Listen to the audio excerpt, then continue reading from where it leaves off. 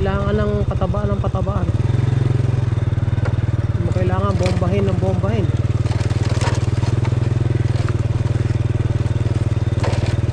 Linggo-linggo umaani ka. Ay, may sunog. Ayun, malakas, makapalang usok oh. May sunog. Tag-araw kasi. Kailangan mag-iingat sa apoy.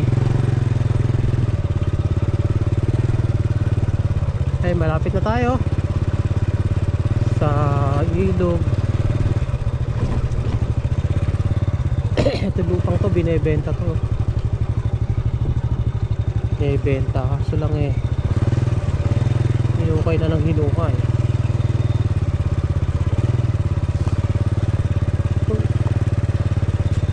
Ito na, tabi ilog.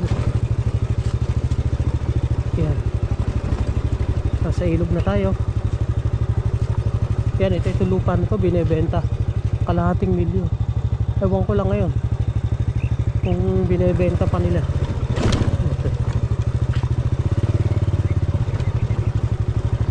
Okay. Bahay po namin yan doon sa may ano na yun, sa may saging na yan. Saging na yan, amin yun yung saging. Sa kabila. Doon kami nakatira. Dati dito sa kabilang ibayo na ito. Kami grade 2. Wow, may mga nagka-camping dito kasi magandang spot talaga dito nagka-camping sila. Ayun ang mga may-ari naliligo sa gitna ng ilog. Magandang lugar yung nandun yun, malayo na yun umaalon yung tubig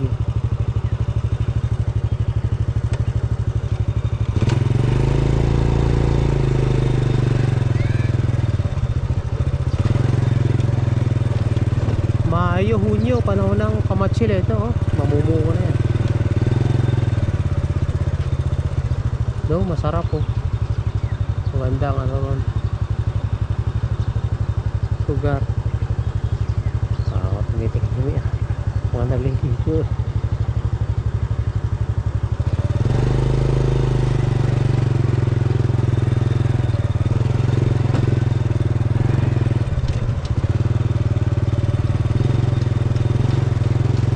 Nakaplanong lagyan ng riprap to. Riprap yung kabila. Dito lalagyan din ng riprap.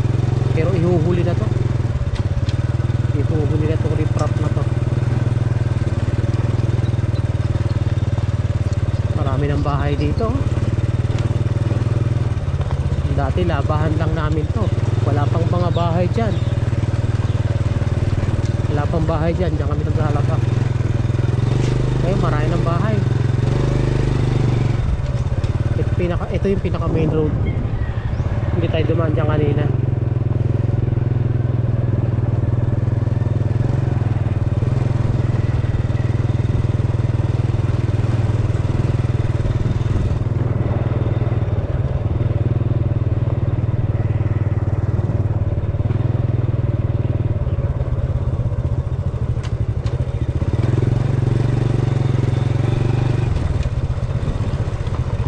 Ito yung ginagawang tulay dito sa amin. Malapit na itong matapos. Palagay ko ewan ko lang, alam mo naman ang project ng gobyerno. Baka 2028 pa yan bubuksan. 2 years pa. 2026 ngayon baka sa botohan pa buksan yan.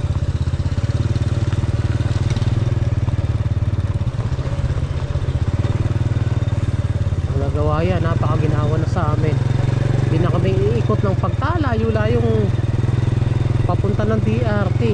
Ilayo-layo, kay traffic pa ng dadaanan. Kaya pag nagkaroon ng ayan, nagawa na yan, magiginawahan na yung mga motorista. Iwas traffic, tapos itong lugar na to uunlad na to kasi magiging accessible na sa sasakyan malapit na sa bayan. Bayan kasi yung bandang kabila na yun.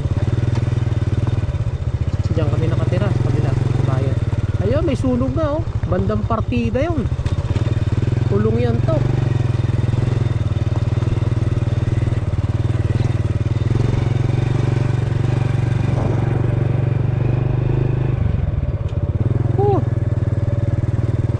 na dry tong ating road trip. Dry na dry.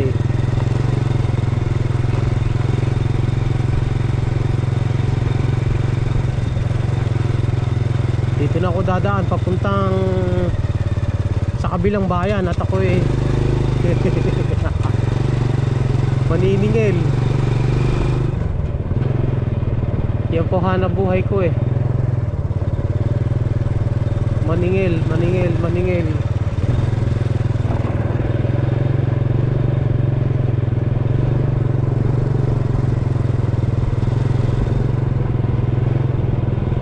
Sa kabilang bayan kasi yung aking mga customer, kaya doon ako pupunta para maningil. Hindi ako naniningil ng umaga kasi nakakahiya, wala pang kita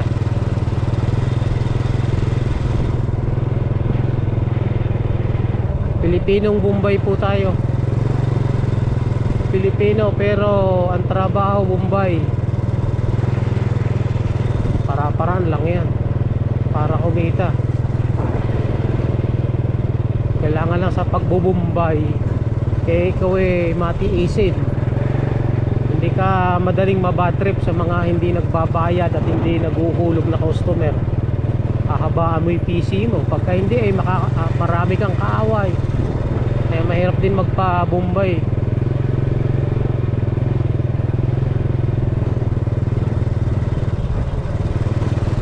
Pero maganda kitaan dyan pagka good ang mga customer mo.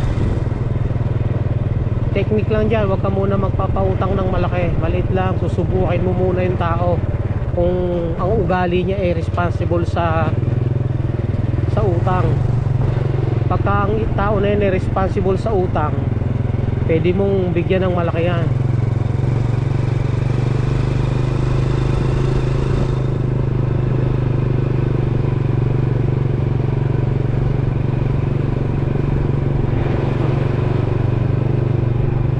Barangay Laog.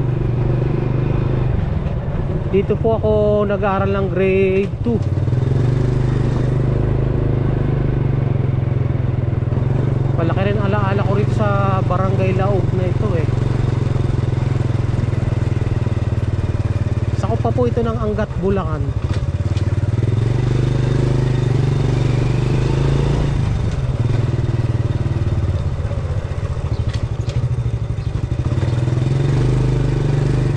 Ito yung elementary.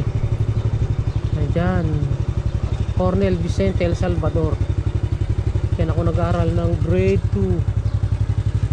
Ang aming room ito. Ayun, yun pala. Grade 1, grade 2, grade 3, grade 4, grade 5, grade 6. Tatlong room lang yan.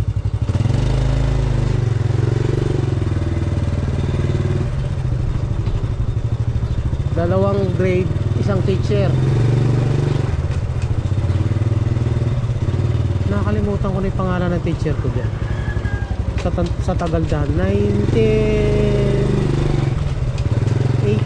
87 kung di ako nagkakamali yung taon na yun.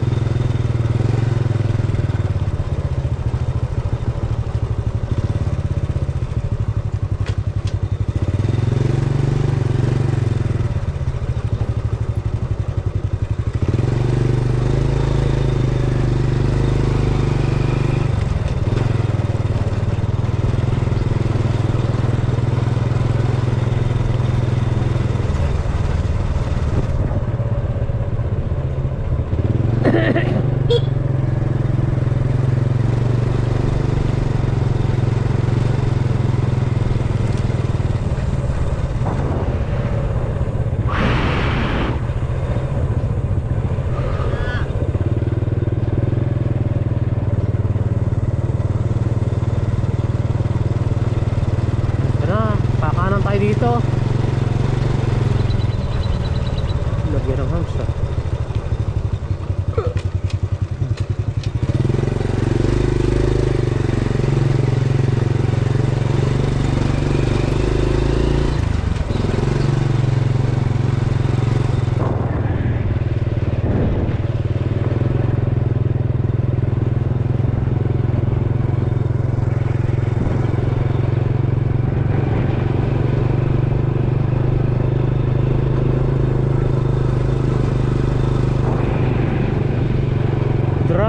dry.